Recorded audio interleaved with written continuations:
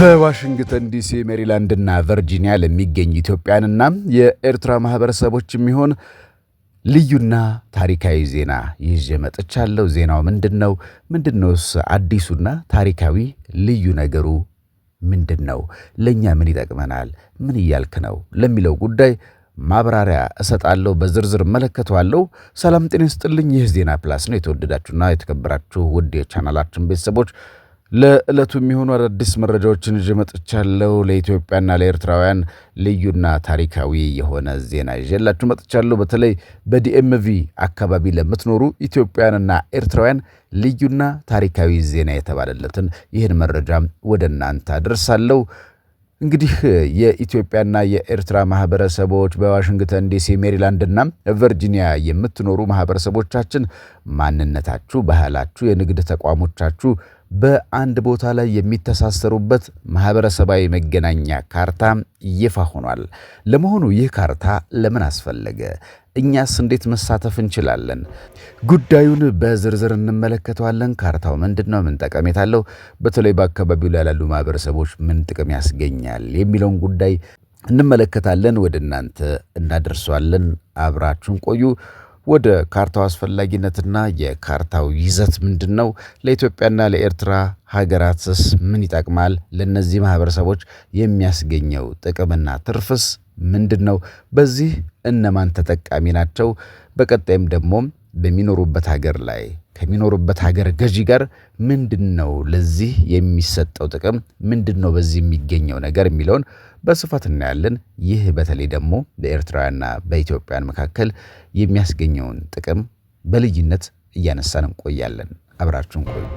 ውድ ኢትዮጵያውያንና ኤርትራውያን በዋሽንግተን ዲሲ፣ ሜሪላንድ፣ ቨርጂኒያ የምትኖሩ ማህበረሰቦቻችን መልካም ዜና አለን። ታሪካዊ ዜና አለን። ለየት ያለ ዜና አለን። ዛሬ ባህላችን፣ የንግድ ተቋሞቻችን በአንድ ላይ የሚተሳሰሩበት ማህበረሰባዊ መገናኛ ካርታ ይፋ ተደርጓል። ይህ ካርታ ለምን አስፈለገ?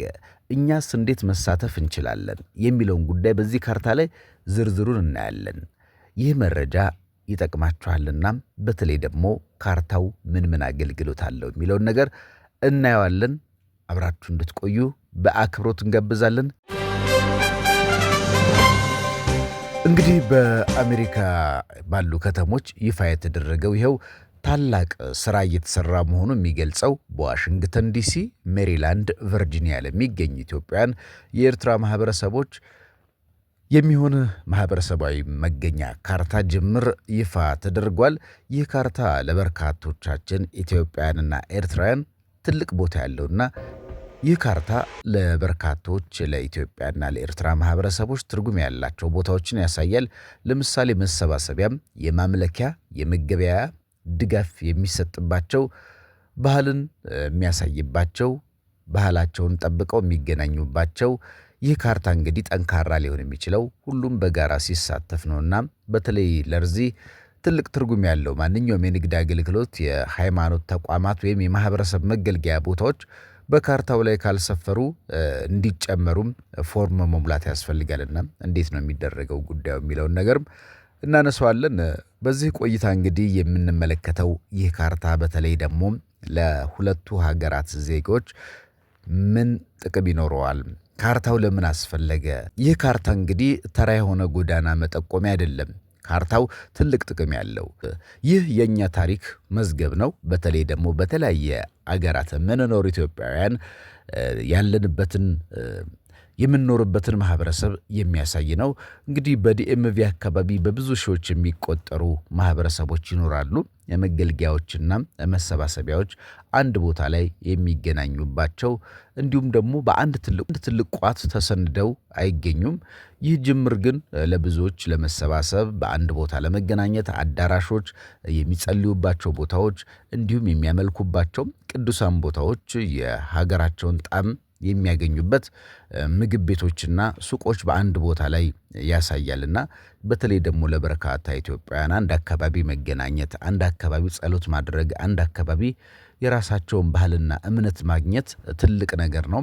ኤርትራውያንም ጭምር ለኢትዮጵያና ለኤርትራ ማህበረሰቦች ትልቅ አስተዋጽኦ ይኖራልና በተለይ ደግሞ አዲስ ወደ አካባቢው ለሚመጡ ወገኖቻችንም መረጃን በቀላሉ እንዲያገኙ ከማድረጉም በላይ ፖሊሲ አውጪዎች ፖሊሲ ሲያወጡ አዳዲስ ሕጎች ሲወጡ ይህን ማህበረሰብ በስፋትና ተጽዕኖ ፈጣሪነቱን እንዲረዱ ማህበረሰቡን ያማከለ እንዲሆን ግብአት ይሆናልም ነው የተባለው በዚህ በአዲሱ ካርታ መሰረት። ሌላው ብዙዎቻችን መረጃ መስጠት አለብን። ደህንነታችንስ ብላችሁ ልትጠይቁ ትችላላችሁ። የዚህ ፕሮጀክት ልዩ ባህሪው የእርሶን የግል መረጃ አይጠይቅም፣ ስምንም መጥቀስ አያስፈልግም። ዋናው ዓላማ እንግዲህ ቦታዎቹ እንጂ ሰዎቹ አይደሉምና ፎርሙን መሙላት በጣም ቀላልና ጥቂት ደቂቃዎች ብቻ የሚወስድ ነው። የእርሶን ጥቆማ አንድ ትንሽ የንግድ ድርጅት በብዙዎች ዘንድ እንዲታወቅ ሊያደርግ ይችላል። ፎርሙን መሙላት በጣም ቀላልና ጥቂት ደቂቃዎች ብቻ የሚወስድ ነው። ይሄም ደግሞ የእርሶ ጥቆማ አንድ ትንሽ የንግድ ድርጅት በብዙዎች ዘንድ እንዲታወቅ ሊያደርግ ይችላል። ስለዚህ ሁላችንም በጋራ መሙላት አለብን። የጋራ ተሳትፎ የሚያስፈልገው ነው።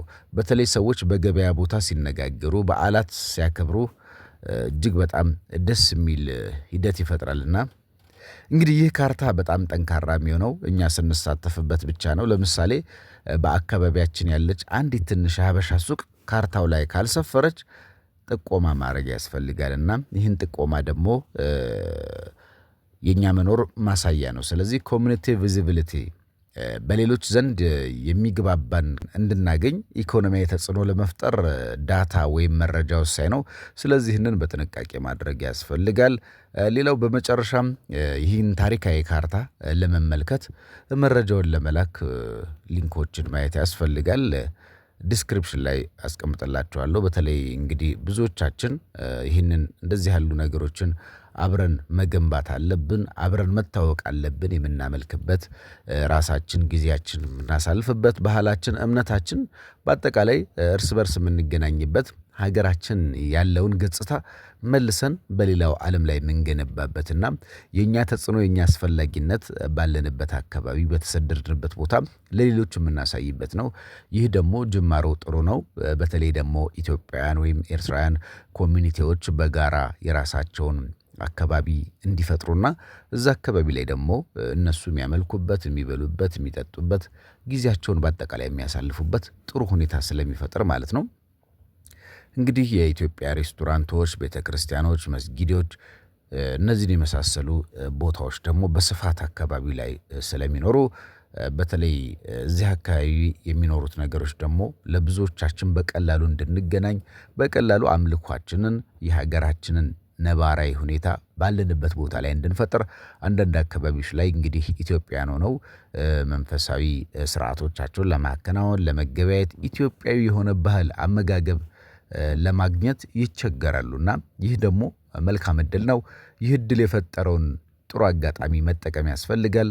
በርካታ ወገኖቻችን ፎርሙን ሞልተው በተለይ ይሄ በሂደት ላይ ያለው እውን እንዲሆን ካርታው መሬት እንዲረግጥ ኢትዮጵያውያን በአጠቃላይ የሚገናኙበትን በዋሽንግተን ዲሲ፣ ሜሪላንድ እና ቨርጂኒያ ለሚገኙ የኢትዮጵያና የኤርትራ ማህበረሰቦች የሚሆን ነውና ማህበረሰቦቹ የሚገኙበት ካርታ መገኛ ካርታቸው ይፋ መደረጉ አስደሳች ነው።